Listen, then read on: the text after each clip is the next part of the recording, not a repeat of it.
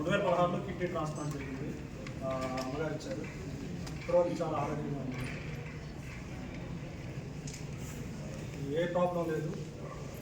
ఈ అభియోగం గురించి చాలా బాధేసి ఏం చేయాలనే ఆలోచనలో మీరు మాకు అవకాశం ఇచ్చారు.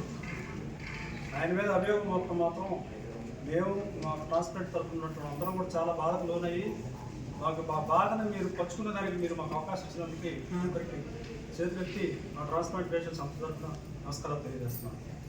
ఇప్పుడు వచ్చినటువంటి మీడియాలో వస్తున్నటువంటి వార్తలు మాత్రం అవాస్తవం.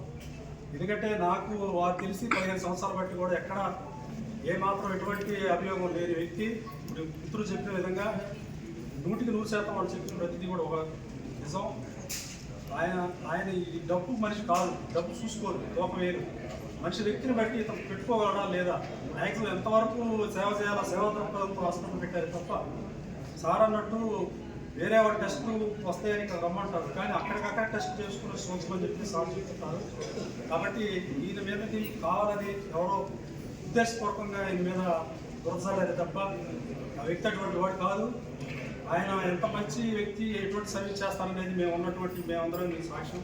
దయచేసి దీన్ని తప్పుగా వాడి మీద నింద వేయొద్దు, విన్నవారు కూడా దాన్ని నిజంగా నమ్మొద్దు.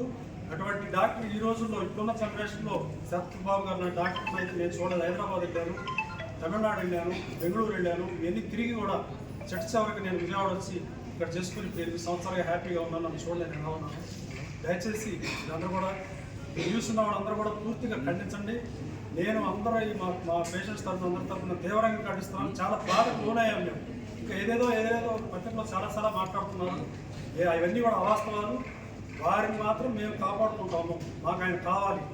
ఈరోజు ఆయన మొహం చూస్తే మాకు చచ్చిపోవాలనిపిస్తుంది. ఎందుకంటే మేము ఈ 8 సంవత్సరాలు నేను ఆయన మొహాన్ని చూడలేదు, అంత డల్ అయిపోయాను. ఈ డల్కి ప్రధాన కారకులు ఎవరైనా సరే మీరు ఏం చేస్తారో, పత్రికా వాళ్ళు చేస్తారో, మీడియా వాళ్ళు మీరు చేస్తారో, ఇది మాత్రం మేము తీవ్రంగా ఖండిస్తున్నాం. ఆయన గారికి ఏదైనా అయితే ఇన్ని ప్రాణాలు పోతే మమ్మల్ని నమ్ముకున్నటువంటి మా భార్యలు ఏం కావాలి, మా పిల్లలు ఏం కావాలి, ఏంటంటే తెలియకటువంటి వాడు డబ్బు కోసం కోరుకొని వాళ్ళు ఏదో మాట్లాడితే మీడియా మిత్రులు కూడా తెచ్చేసి అర్థం చేసుకొని మా తరఫున మీరు కూడా మా సార్కి మమ్మల్ని అందరూ కాపాడాల్సిన బాధ్యత కూడా లేదు. ఓకే.